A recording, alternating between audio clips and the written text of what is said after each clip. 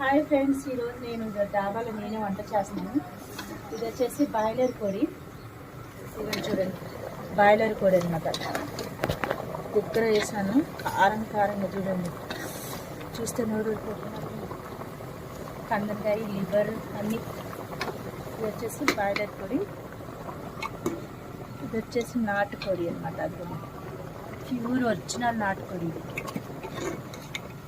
మీకు ఒక చిట్కా చెప్పాలా, నాటుకోడి కొంచెం గట్టిగున్నది ముద్దురదైతే ఉడకపోతే ఇట్లా స్పూన్ కానీ లేకపోతే మామిడాకులు కానీ వేసుకోవచ్చంట. అట్లా వేస్తే కొంచెం జల్దీ ఉడుకుతుందంట. ఇది గుడ్లు కోడి.